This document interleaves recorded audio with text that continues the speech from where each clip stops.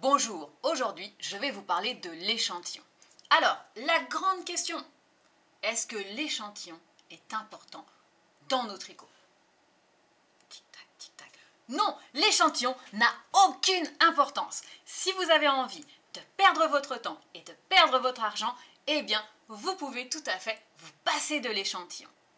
Par contre, si vous avez envie de tricoter des pulls qui vont vous aller, si vous avez envie d'avoir la bonne laine pour votre bon projet, eh bien l'échantillon sera votre première étape.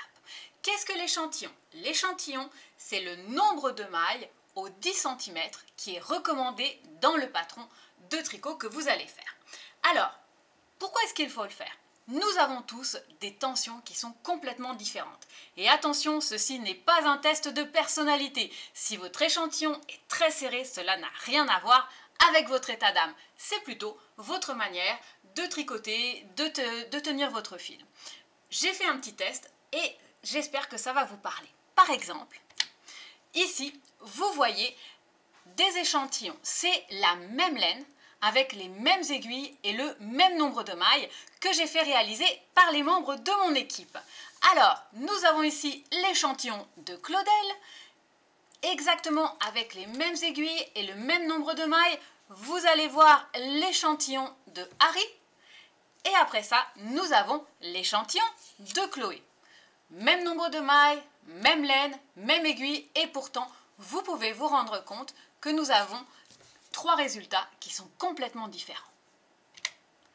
Quels vont être les impacts? Eh bien sûr, par exemple, Claudel, si elle ne change pas ses aiguilles, elle pourra avoir un pull qui va être beaucoup plus grand, ou dans le cas de Harry et Chloé, il pourrait avoir un pull qui va être beaucoup plus petit. Pour réaliser un bon échantillon, plusieurs règles vont s'appliquer. La première chose, c'est que vous allez peut-être tricoter pour un tricot qui va être en aller-retour, c'est-à-dire en tricotant sur l'endroit puis sur l'envers du tricot, ou vous allez peut-être faire un tricot en circulaire. Par exemple, une paire de chaussettes, que ça soit une tuque, ou que ça soit un pull qui soit tricoté du haut vers le bas et qui est complètement en circulaire. Eh bien, dans ces cas-là, les règles de l'échantillon vont être différentes. Par exemple, si je tricote en aller-retour, je vais pouvoir faire simplement un petit carré, comme celui-là. Je vais me faire des bordures au point mousse au début, à la fin et sur les côtés pour que mon carré se tienne bien et que je puisse venir prendre la mesure au cœur. Donc ça, c'est le parfait exemple de mon petit échantillon au point de jersey. Par contre, si je vais tricoter en aller et retour, il va falloir que je fasse un échantillon en rond. Alors, c'est le principe de la fameuse carpette de hamster. Alors, comment on fait une carpette de hamster? Vous allez utiliser soit vos aiguilles circulaires ou vous pouvez utiliser des aiguilles double pointe. Vous allez monter une trentaine de mailles. Personnellement, c'est le nombre de mailles que je monte pour faire mon échantillon. Et vous allez tricoter votre premier rang normalement. Donc, si vous êtes en jersey, vous tricotez vos rangs à l'endroit. Si c'est un autre point, eh bien simplement, vous allez suivre le point qui est nécessaire pour l'échantillon.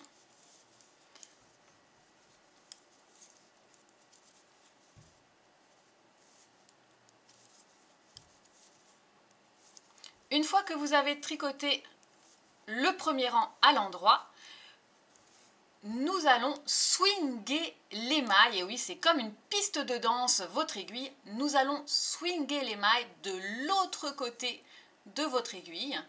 D'où l'avantage, par exemple, des doubles pointes ou de l'aiguille circulaire qui ne soit pas trop longue. Et je vais pouvoir recommencer sur le même côté. D'accord? Quand je tricote en rond, je suis toujours sur l'endroit de mon travail.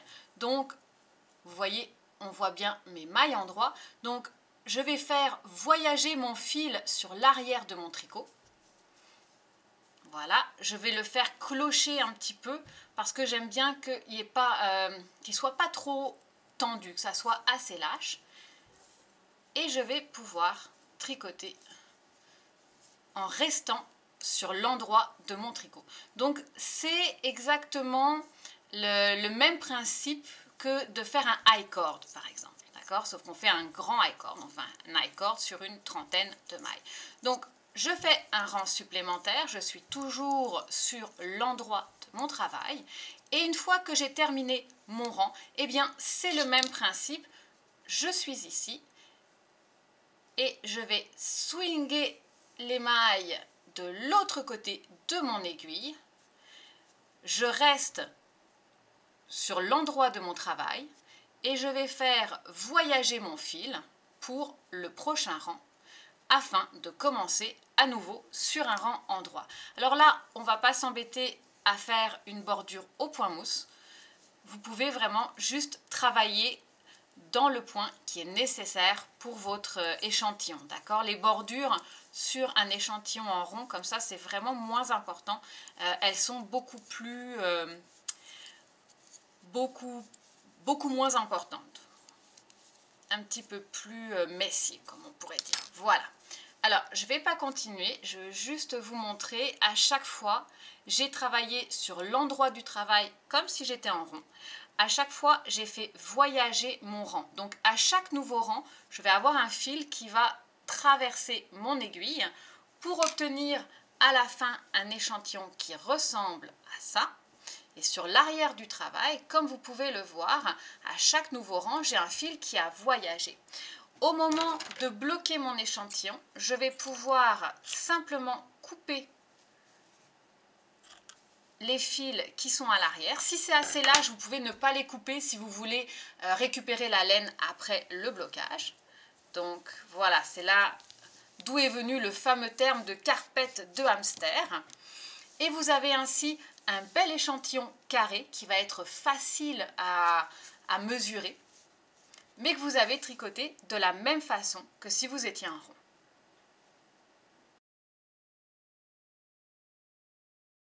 La deuxième règle dans votre échantillon, c'est qu'il faut qu'il soit bloqué. Alors, qu'est-ce que ça veut dire? Un échantillon qui n'est pas bloqué, c'est un échantillon qui ne servira à rien. Pourquoi? Eh bien, la première fois que vous allez laver votre laine, elle va peut-être avoir ce qu'on appelle un bloom, c'est-à-dire que les fibres vont s'ouvrir et elles vont prendre leur taille normale, un peu comme une boule de coton que vous mettez dans l'eau et qui s'ouvre. Ça peut être l'effet inverse, ça peut un peu se rétrécir, mais la plupart du temps, ce que vous allez avoir, c'est vraiment un effet d'agrandissement, et surtout avec les laines qui ont été traitées, comme les laines superwash, ou avec les laines qui ont été filées sur un mode qu'on appelle woolen spoon. Donc vous pouvez vraiment avoir une très grosse différence entre l'échantillon qui est tricoté et l'échantillon qui est bloqué. Donc le vrai résultat de l'échantillon, il ne sera qu'après le blocage. Comment est-ce que je vais le bloquer? Eh bien, nous allons inviter notre échantillon au spa. Aujourd'hui, votre échantillon, c'est votre invité très spécial. Nous allons lui préparer sa petite table. Donc vous avez ici un échantillon qui n'a pas été encore bloqué. Il a sa petite table de massage, l'eau pour le sauna, et puis évidemment nous avons un produit type Eucalan qui va être un produit lavant. Donc je prends de l'eau. Je vais mettre, alors avec le calan il en faut très peu, je vais mettre à peu près l'équivalent d'une cuillerée à thé pour 4 litres d'eau. Je vais prendre mon échantillon et puis je vais doucement, voilà, lui faire prendre un petit bain.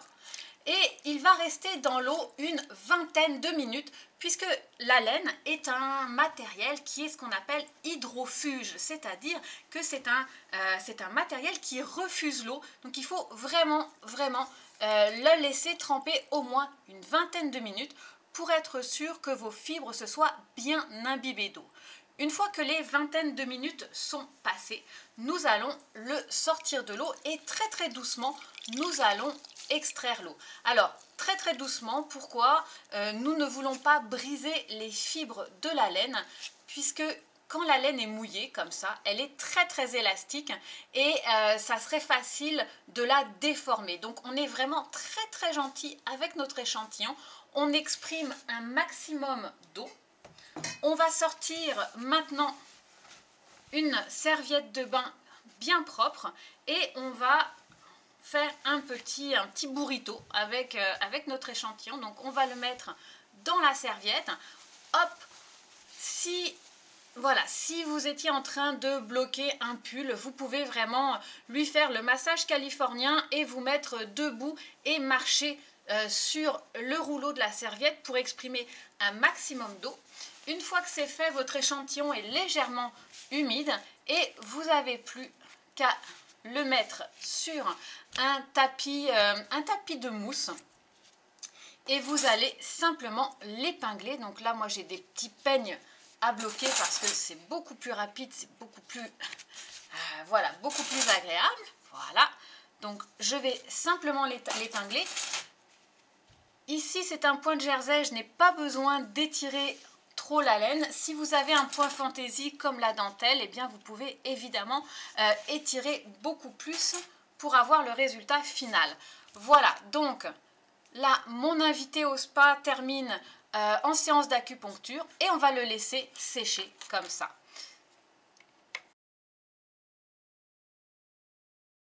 Vous avez tricoté votre échantillon, vous l'avez lavé, vous l'avez bloqué et maintenant nous sommes prêts à aller chercher l'information importante que nous voulions. Le voilà, notre échantillon. Nous allons toujours mesurer au cœur de l'échantillon. La plus grosse erreur que je vois chez mes débutants, c'est de mesurer le carré au complet. Alors attention, toujours le carré, ce n'est pas votre échantillon. C'est au cœur que cela nous intéresse. Pourquoi? Parce que vos bordures sont souvent un petit peu irrégulières, que quand vous avez monté vos mailles, ça peut être soit beaucoup plus large, soit beaucoup plus serré, et quand vous rabattez, c'est la même chose. Donc, tout le pourtour sur à peu près 1,5 à 2 cm, donc tout ce cadre-là, il n'est pas bon. Ce qui nous intéresse, c'est le cœur. Donc, on va prendre des petites épingles, comme des petites tip-ins ici, et on va les mettre à 10 cm l'une de l'autre pour pouvoir calculer le nombre de mailles. Alors, hop, on va prendre l'échantillon de Claudel et puis on va le regarder vraiment sous le microscope de la caméra. Et là, vous pouvez voir chaque petit V, chaque petit cœur, le cœur de notre tricot, eh bien, c'est des mailles. Donc là, j'ai ma première petite tip-ins et donc je vais pouvoir compter. Donc regardez, une maille, 2 mailles, 3, 4, 5, 6, 7, 8, 9, 10, 11, 12, 13, 14, 15, 16, 17, 18, oups, 0,5. Ah! Alors, Claudel, avec la casa et les aiguilles 4 mm, elle a un échantillon de 18,5. C'est important, on ne va pas l'oublier ce 0,5. Il est vraiment important de le relever parce que autant sur 10 cm, c'est peut-être pas grand-chose, mais sur un pull de 100 cm de tour de poitrine, eh bien ça va représenter quand même 5 mailles de plus. Donc c'est très important, ne mettez pas à la poubelle les 0,5 mailles que vous pourriez retrouver. Notre échantillon a été tricoté, il a été bloqué, il a été mesuré et maintenant il va falloir comparer avec ce que nous demande le patron. Il peut arriver évidemment que votre échantillon il soit plus petit ou plus grand que ce qui est demandé. Alors comment est-ce que l'on va comprendre le changement d'aiguille qui va se passer? Je vous donne l'exemple où on vous demande un échantillon de 7 mailles pour 10 cm. Mais vous avez 5 mailles aux 10 cm. Donc regardez bien. Là par exemple, vous avez 10 cm et on va imaginer que c'est nos 5 mailles. Vous voyez qu'elles sont vraiment très très grandes. Alors que dans le patron, ce qu'on veut, c'est avoir 10 mailles aux 10 cm ou 7. Donc comment faire pour obtenir des mailles qui sont plus petites? Alors évidemment, on va devoir utiliser des aiguilles dont la circonférence sera plus petite afin de mettre plus de mailles sur les 10 cm. Donc par exemple, vous pouvez imaginer, hop, voilà, une aiguille, c'est un peu comme un moule pour des muffins. Plus mon aiguille est grosse, plus mes mailles sont grosses. Plus mon aiguille est petite, plus mes mailles sont petites. Donc, si je veux avoir plus de mailles sur 10 cm, donc avoir des mailles plus petites, je vais réduire la circonférence de mon aiguille. Si par contre, je voudrais avoir moins de mailles sur 10 cm, donc que mes mailles soient plus grosses, dans ces cas-là, je vais augmenter la circonférence de mes aiguilles. L'échantillon, ce n'est pas juste un nombre de mailles au 10 cm. C'est vraiment un informateur extrêmement précieux sur la laine que vous allez utiliser. Plus vous allez faire de tricots qui vont avoir de l'érosion, de frottement, plus vous allez chercher une laine qui va résister, qui va peu mousser, qui va être beaucoup plus solide. Donc l'échantillon, eh bien, il est là pour être malmené. Regardez bien. Quand vous avez tricoté votre échantillon, que vous l'avez mesuré, que vous l'avez bloqué, vous pouvez un petit peu lui faire du mal. Alors, comment est-ce que je vais faire? Je prends mon échantillon, puis voilà, surtout s'il y a quelque chose qui vous a bien énervé aujourd'hui, vous voyez, hop, vous le prenez, vous frottez. Donc là, je suis avec la laine Casa de la maison tricotée, je lui ai fait subir quelques petites misères et vous voyez, elle a une belle résistance, il n'y a pratiquement aucune petite peluche qui se sont faites. Là, vous voyez, c'est un coton. Alors là, c'est pareil, le coton, étant donné que c'est des fibres végétales, je pourrais vraiment le frotter pendant un sacré bout de temps, il ne va rien se passer. Là, j'ai un mélange qui est mérinos et angora. Donc c'est pareil, on va lui faire un petit peu de mal. Et vous pouvez voir, j'ai un tout petit peu plus de... Et encore pas grand-chose de mousse qui se fait. Mais c'est vraiment pas grand-chose. Donc vous voyez, ça c'est un très bon indicateur de la résistance de votre laine. Vous voyez, ça c'est pareil, c'est une bonne laine, il y a juste un petit peu de mousse qui s'est fait et encore vraiment pas grand chose, donc c'est des très bonnes laines si je veux faire de la mitaine, si je veux faire une veste, pour pas que trop que ça mousse sous les bras, je vais beaucoup l'aimer. Donc vraiment un excellent indicateur sur sa résistance, c'est vraiment lui qui va vous donner les premières informations. Ensuite, imaginez que vous voulez faire un jacquard, mais vous ne savez pas encore les couleurs que vous allez utiliser pour votre pull. Eh bien, vous pouvez faire un échantillon avec les motifs que vous allez avoir et simplement changer les couleurs pour pouvoir vérifier quelle est la meilleure combinaison. Vous voyez, par exemple, ici, je me suis rendu compte que mon rose sur le fond beige ne va absolument pas ressortir. Donc, je l'ai essayé ensuite sur le petit fond vert et ça ressortait beaucoup mieux. Donc, je vous conseille, quand vous allez faire un jacquard avec plusieurs couleurs, de tester sur un échantillon pour vérifier vraiment que toutes vos couleurs se combinent parfaitement. Donc l'échantillon, vraiment, c'est votre meilleur ami et j'espère que je vous ai réconcilié avec lui.